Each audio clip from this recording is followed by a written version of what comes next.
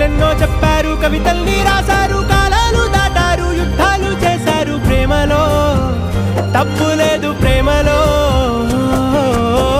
వేల వేల వెన్నెలంత నీదవాలి వెలుగునంత మోయమంటే నేను ఎంత రే.